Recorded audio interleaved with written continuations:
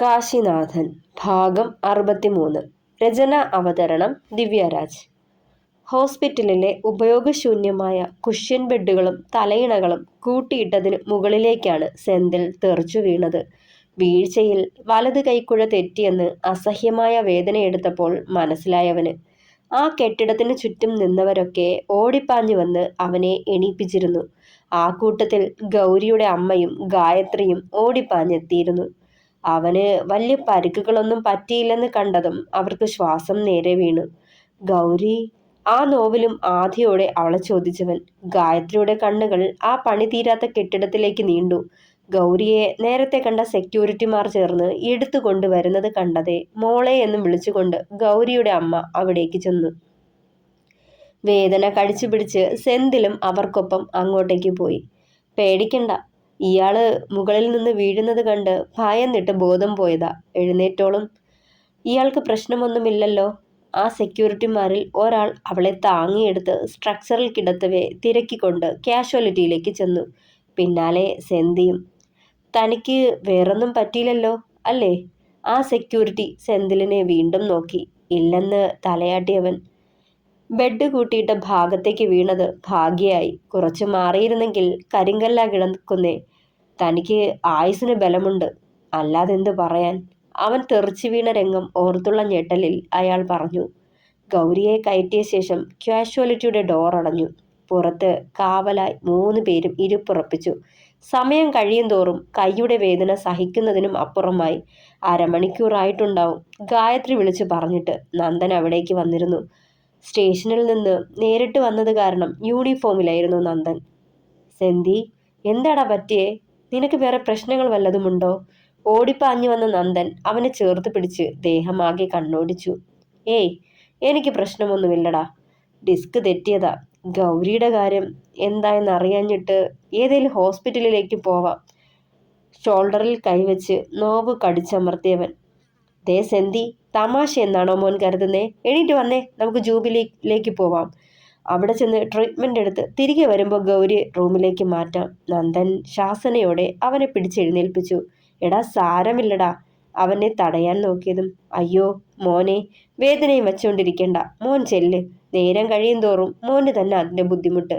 ഗൗരിയുടെ അമ്മയും നിർബന്ധിച്ചു കൊണ്ടിരുന്നു. മനസ്സില്ല മനസ്സോടെ പ്രാണൻ അവിടെ ഉപേക്ഷിച്ചെന്ന പോലെ മെല്ലെ എഴുന്നേറ്റ് നന്ദനൊപ്പം ഹോസ്പിറ്റലിലേക്ക് പോവാൻ തയ്യാറായി അവനും. ട്രീറ്റ്മെൻ്റ് എടുക്കുമ്പോഴും പ്ലാസ്റ്റർ ഇടുമ്പോഴുമെല്ലാം കൈയുടെ നോവിനേക്കാൾ അവനെ അലട്ടിയത് ഗൗരിയെക്കുറിച്ചുള്ള ചിന്തകളായിരുന്നു. ഒബ്സർവേഷൻ റൂമിലേക്ക് മാറ്റിയതും അവനുള്ള ഫുഡ് ക്യാൻറ്റീനിൽ നിന്ന് നന്ദൻ കൊണ്ടുവന്നിരുന്നു. എടാ, ഈ ഇഡലിയും ചട്നിയും കഴിക്ക്, ഇവിടെ ഇതേ ഉള്ളൂ. വന്ന പാടെ പൊതി തുറന്ന് അവന് മുന്നിലേക്ക് വെച്ച ശേഷം ഒരു ബേസിനിൽ അവൻ്റെ കൈ കഴുകാനുള്ള വെള്ളവുമായി വന്നു. എടാ, നീ ഹോസ്പിറ്റലിൽ വിളിച്ചോ? അവൾക്ക് എന്തായി? ബോധം വീണോ? തൻ്റെ നോവിനേക്കാൾ അവളെ പറ്റിയുള്ള ആധിയായിരുന്നു അവനിൽ മുന്നിട്ട് നിന്നത്. ഡാ തെണ്ടി, ഇന്നിപ്പോൾ എത്രാമത്തെ തവണയാ നീ അവിടേക്ക് വിളിക്കാൻ പറയുന്നേ? അടങ്ങിയിരിക്ക്, ആദ്യം ഇത് കഴിക്ക്, കടുപ്പിച്ചു പറഞ്ഞു നന്ദൻ. നീ എൻ്റെ ഫോണ് മേടിച്ചു വെച്ചിട്ട് അവിടേക്ക് വിളിക്കൊന്നുമില്ല. ഞാൻ പിന്നെ എന്നാ വേണം? കെറിവിച്ചുകൊണ്ട് പല്ല് ഞെരിച്ചു സെന്തിൽ. ഡാ, എന്നതാടാ നിനക്ക് പറ്റിയേ? അവളൊന്ന് ബോധം കെട്ടതിനാണോ ഇത്രയും പേടി? അതിലും വലുതല്ലേ നിനക്ക്? നന്ദന് അവൻ്റെ ഇരിപ്പ് കണ്ട് പാവം തോന്നി. ചോദിച്ചുകൊണ്ട് തോളിൽ കൈവച്ചതും. നന്ദ, എനിക്കറിയാൻ മേല, പേടി തോന്നാടാ. അവളെ എനിക്ക് നഷ്ടപ്പെടുമോ എന്ന്. ഞാൻ മേളിൽ നിന്ന് വീണത് അവൾ കണ്ടിട്ടുണ്ട്. പഴയതൊക്കെ ഓർത്തെടുത്ത് കാണും. അവളുടെ പഴയ ഓർമ്മ തിരിച്ചു വന്നിട്ടുണ്ടാവും. അങ്ങനെ ഡോക്ടർ അന്ന് പറഞ്ഞേ. 6 മാസത്തെ ട്രീറ്റ്മെൻറ്റിലല്ലാതെ അവൾ നോർമൽ ആവണമെങ്കിൽ അന്ന് അവളെ അബ്നോർമലിറ്റിയിലേക്ക് തള്ളിവിട്ട അതേപോലൊരു ഷോക്കിലൂടെ ഒരിക്കൽ കൂടി കടന്നു പോയാലും മതിയെന്ന്. ഉറപ്പായിട്ടും അവൾക്ക് ബോധം വരുമ്പോൾ ഓർമ്മ തിരിച്ചു കിട്ടും. എന്നെ മറക്കുകയും ചെയ്യും. അതൊട്ട് സഹിക്കാൻ എനിക്ക് പറ്റുന്നില്ലടാ. നന്ദൻ്റെ കൈ പിടിച്ചെടുത്ത് വിതുമ്പുന്നവനെ അന്താളിപ്പോടെ, അതിലുപരി ഞെട്ടലോടെ നോക്കി നിൽപ്പുണ്ടായിരുന്നു നന്ദൻ. എടാ, നീ എന്തൊക്കെയായി പറയുന്നേ? അവള് നോർമൽ ലൈഫിലോട്ട് വരാൻ വേണ്ടിയല്ലേ ഇത്ര നാളും നീ അവൾക്ക് കാവലിരുന്നേ? പിന്നെന്താ ഇപ്പോൾ ഇങ്ങനെ? അവൻ ആദ്യ പ്രകടിപ്പിച്ചുകൊണ്ട് ചോദിച്ചു. Nanda, I love her. First ടൈമാ ഞാൻ ഇങ്ങനൊക്കെ. എനിക്ക് പറ്റില്ലടാ. അവനെ നോക്കാതെ പറയുമ്പോൾ നന്ദൻ്റെ മുഖത്ത് ഒരേ സമയം ചിരിയും അതേസമയം ദുഃഖവും നിഴലിട്ടു. എടാ, അതിന് കുഞ്ഞുഞ്ഞിനെ അവൾക്ക് അറിയൂ, സെന്തിലിനെ അറിയില്ല അവൾക്ക്. നിനക്ക് തോന്നുന്നുണ്ടോ കുഞ്ഞുഞ്ഞിനെ മറന്ന് അവൾ നിന്നെ അംഗീകരിക്കുമെന്ന്? മുന്നോട്ട് ചിന്തിച്ച പോലെ നന്ദൻ അവനോട് ചോദിച്ചു. ഇല്ലടാ, അവൾക്കിനി എന്നെ അറിയില്ലായിരിക്കും. പക്ഷേ എനിക്ക് അവളെ ഇഷ്ടമാ, മറക്കാനൊക്കത്തില്ല. നിനക്കറിയാലോ, അമ്മയല്ലാതെ മറ്റൊരു പെണ്ണിനോടും ഞാൻ ഇന്നേ വരെ ഇത്രയും അടുത്ത് ഇടപഴകിയിട്ടില്ല. ആദ്യമൊക്കെ അവളോട് എനിക്ക് സഹതാപം മാത്രമേ ഉണ്ടായിരുന്നുള്ളൂ. പക്ഷേ പിന്നെ എപ്പോഴോ എനിക്ക് അവളെ അത്രയും പ്രിയമായതെന്ന് അറിയില്ലടാ. പറഞ്ഞതിനൊപ്പം കണ്ണു നിറച്ചു പിടിച്ച് അവനെ നോക്കി. സെന്ധ്യയുടെ വർത്തമാനം കേട്ടിട്ട് ആകെ ധർമ്മസങ്കടത്തിലായി നന്ദൻ. താനും കൂടി നിർബന്ധിച്ചിട്ടാണ് സെന്തിൽ ഗൗരിയുടെ മുന്നിൽ കുഞ്ഞുഞ്ഞായി ചെന്നതെന്ന സത്യം അവനെ കുത്തി നോവിക്കാൻ തുടങ്ങി. എടാ, ഇതിപ്പോ കാര്യമായല്ലോ. ഞാൻ എന്ത് പറയാനാ സെന്തി? ഇത്രയും വലിയൊരു ട്രോമയിൽ നിന്ന് പുറത്തേക്ക് വരുമ്പോൾ അവളോട് നിന്നെപ്പറ്റി, നിന്റെ പ്രണയത്തെപ്പറ്റി എങ്ങനെ സൂചിപ്പിക്കുമെന്നാ? അവളത് വിശ്വസിക്കുമോ? നന്ദൻ മനസ്സിൽ തോന്നിയത് പറഞ്ഞു. ഇത്തിരി നേരം മുഖം കുനിച്ചിരുന്നേയുള്ളൂ സെന്തിൽ. അല്പസമയത്തിന് ശേഷം കണ്ണുകൾ അമർത്തി തുടച്ചുകൊണ്ട് അവനെ നോക്കി. സാരമില്ലടാ, എന്റെ മനസ്സിൽ അവളോട് തോന്നിയ പ്രണയം അവൾ അറിയാണ്ടിരുന്നാൽ പോരെ. ഞാനായിട്ട് പറയില്ല. ഒത്തിരി അടുത്തിടപഴകിയത് കൊണ്ടും എപ്പോഴും അവളെ കണ്ടുമൊക്കെയാ ഇഷ്ടം തോന്നിയത്. കുറെ നാള് കാണാതിരിക്കുമ്പോഴേക്കും പരസ്പരം മിണ്ടാതിരിക്കുമ്പോഴേക്കും ഒക്കെ അങ്ങ് മറന്നോളും. ഞാൻ എൻ്റെ മനസ്സിനെ പറഞ്ഞ് പഠിപ്പിച്ചോളാം അവളെ എനിക്ക് വിധിച്ചിട്ടില്ലെന്ന്. നെഞ്ച് കല്ലാക്കി വെച്ച് അവനത് പറയുമ്പോൾ അവനെ ഒന്ന് ആശ്വസിപ്പിക്കാൻ പോലും ആകാതെ അതേ നിൽപ്പ് തുടർന്നു നന്ദൻ. അത്ര നേരവും അടക്കി പിടിച്ച ശ്വാസം വിടുവിച്ചുകൊണ്ട് അവനടുത്തേക്കിരുന്നു അവൻ. ഡാ, വിഷമിക്കല്ലേ, ഒന്നും ആയില്ലല്ലോ. അവിടുത്തെ കാര്യം ഒന്നും അറിയാനും പറ്റിയിട്ടില്ല. എന്തായാലും കാത്തിരിക്കാം. നന്ദൻ അത് പറഞ്ഞു തീർന്നില്ല. അപ്പോഴേക്കും നന്ദന്റെ ഫോൺ റിങ് ചെയ്യാൻ തുടങ്ങിയിരുന്നു. സ്ക്രീനിൽ ഗായത്രിയുടെ പേര് തെളിഞ്ഞു കണ്ടതേ നെഞ്ചിടിപ്പേറി നന്ദന്റെ. ഡാ, ഹോസ്പിറ്റലിൽ നിന്നാ. ഞാനൊന്ന് അറ്റൻഡ് ചെയ്ത് നോക്കട്ടെ. നന്ദൻ പറയുന്നത് കൂടി കേട്ടതും പരിഭ്രമമേറി അവന്. നന്ദൻ ഫോണുമായി പുറത്തേക്ക് ഇറങ്ങിപ്പോയി. ആ നിമിഷം മുതൽ വാതിൽക്കൽ കണ്ണും നട്ടിരിപ്പായിരുന്നു സെന്തിൽ. അറിയാം തന്നെ മറന്നു കാണുമെന്ന്. എങ്കിലും അത് മനസ്സുകൊണ്ട് പെട്ടെന്ന് ഉൾക്കൊള്ളാൻ പ്രയാസമാണ്. ഓർത്തതേ കണ്ണുകൾ നിറഞ്ഞു. നെഞ്ചിലെ ഭാരം കനത്തു. അല്പസമയം കഴിഞ്ഞതും നന്ദൻ അകത്തേക്ക് കയറി വന്നു. മുഖത്തെ വല്ലായ്മ കണ്ടതേ കാര്യം ഏതാണ്ട് മനസ്സിലായിരുന്നു സെന്തിക്ക്. അതുകൊണ്ട് തന്നെ അവനോടൊന്നും ചോദിച്ചില്ല. അവനിൽ നിന്ന് വരുന്നത് എന്തായാലും അത് കേൾക്കാനുള്ള ത്രാണി അവനില്ലായിരുന്നു. നീ പോവാണോ ഹോസ്പിറ്റലിലേക്ക്? വന്ന പാടെ തന്നെ വിഷയം മാറ്റിക്കൊണ്ട് സെന്തിൽ ചോദിച്ചു. പോണം. ഗൗരിക്ക് ഓർമ്മ വന്നു. നിന്റെ ഊഹം ശരിയായിരുന്നു. അത് പറയുമ്പോൾ മെല്ലെ മുഖമുയർത്തി നോക്കിയവൻ. ആ കണ്ണുകളിൽ പോലും നോവായിരുന്നു അന്നേരം. ഇനി അവൻ പറയുന്നത് എന്തായാലും തൻ്റെ ഹൃദയം നോവിക്കുമെന്ന് അറിയാവുന്നത് കൊണ്ട് ഒന്നും ചോദിച്ചില്ലവൻ. ഞാൻ ഇനി ഒരിക്കലും അവളെ കാണാൻ പോവില്ല നന്ദ. എൻ്റെ മനസ്സിലെ ഇഷ്ടം നിന്നോട് മാത്രമേ പറഞ്ഞിട്ടുള്ളൂ. അത് നമ്മളിൽ തന്നെ നിന്നാൽ മതി. ആരും അറിയണ്ട. നോവ് കടിച്ചമർത്തി അവൻ പറഞ്ഞതും. എടാ, അതിനവളെ നിന്നെ മറന്നെന്ന് ഞാൻ പറഞ്ഞു. നന്ദൻ അവനെ കൂർപ്പിച്ചൊന്ന് നോക്കി. അമ്പരപ്പോടെ അവൻ്റെ ശബ്ദമുയർന്നു. എടാ, അവളെ നിന്നെ അന്വേഷിക്കുവാന്ന്. ഉണർന്നപ്പോൾ പഴയതൊക്കെ ഓർമ്മ വന്നെങ്കിലും എല്ലാം മറന്നിട്ടില്ല അവള്. എന്തൊക്കെയോ ഓർമ്മകൾ. കുഞ്ഞുഞ്ഞെന്ന് പറഞ്ഞ് തൻ്റെ ഒപ്പം ഉണ്ടായിരുന്നത് ആരായിരുന്നെന്നും ബോധം മറയണതിനു മുന്നേ മുകളിൽ നിന്ന് തെറിച്ചു വീണത് അയാളാണോ എന്നൊക്കെ അവൾ ചോദിച്ചത്രേ. അന്നേരം ഗായത്രി നിന്നെ പറ്റിയൊക്കെ അവളോട് പറഞ്ഞത്രേ. അന്നേരാ നിന്നെ ഒന്ന് കാണാൻ പറ്റുമോ എന്ന് അവൾ ചോദിച്ചതെന്ന്. വിശ്വാസത്തോടെ പറയുമ്പോൾ അവൻ്റെ മുഖത്ത് നറുചിരിയായിരുന്നു.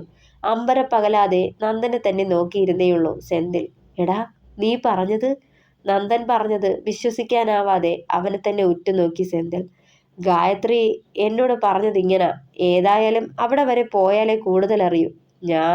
ഞാനൊന്ന് ഡോക്ടറെ കണ്ട് അവിടേക്ക് പോവാനുള്ള പെർമിഷൻ വാങ്ങി വരാം.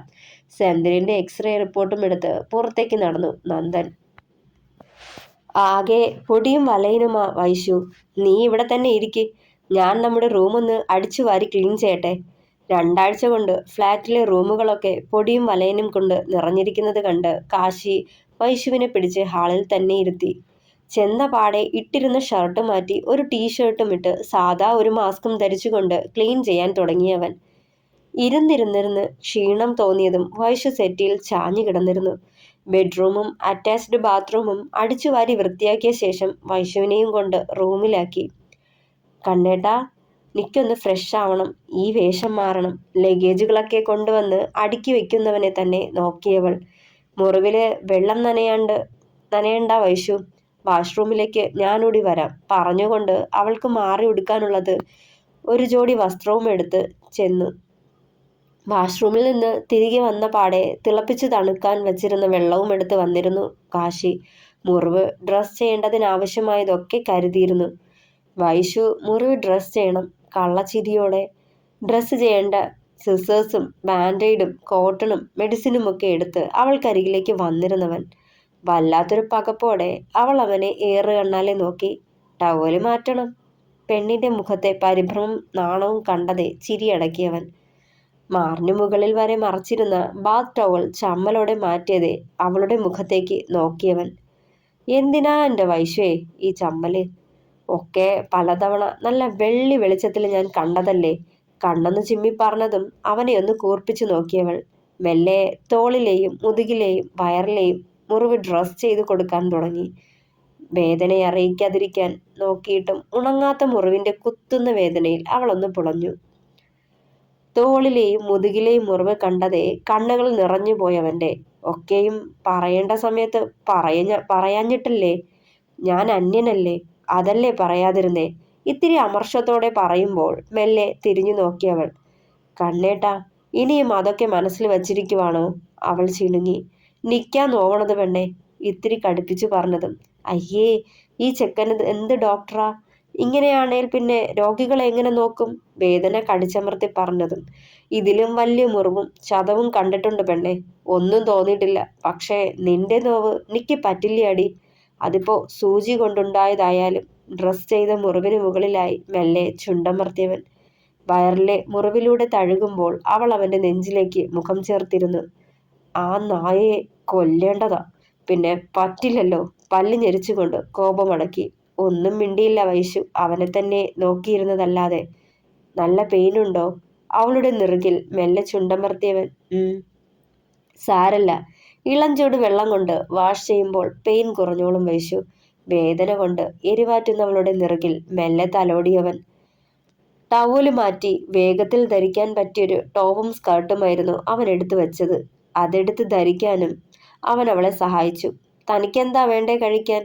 ഡ്രസ് ചെയ്ത് കഴിഞ്ഞ് മെഡിസിൻ ബോക്സ് തിരികെ കൊണ്ടുവന്ന് വെച്ചിട്ട് ഫോൺ കയ്യിലെടുത്തുകൊണ്ട് അവളെ നോക്കി. സിമ്പിളായിട്ടുള്ള എന്തേലും മതി കണ്ണേട്ടാ. ഞാൻ ഹോട്ടലിൽ പോയി മേടിച്ചിട്ട് വരാം. വാതിൽ പുറത്തുനിന്ന് ലോക്ക് ചെയ്തേക്കാം. അവളെ നോക്കുമ്പോൾ തലയാട്ടി വിടുന്നുണ്ട്. എന്തേലും ഉണ്ടേൽ വിളിച്ചേക്ക്. ഫോൺ കയ്യെത്തനിടത്തുണ്ടല്ലോ അല്ലേ? എടുത്തു ചോദിച്ചു. വാക്കുകളിലും ഓരോ സ്പർശനത്തിലും അവന് തന്നോടുള്ള ആധിയും കരുതലും ഒക്കെ നോക്കിക്കാണുകയായിരുന്നു വൈശു അന്നേരം. അവന്മാര് ഒന്ന് വിളിക്കട്ടെ, എവിടെ എത്തിയെന്ന് പറയണ്ടേ?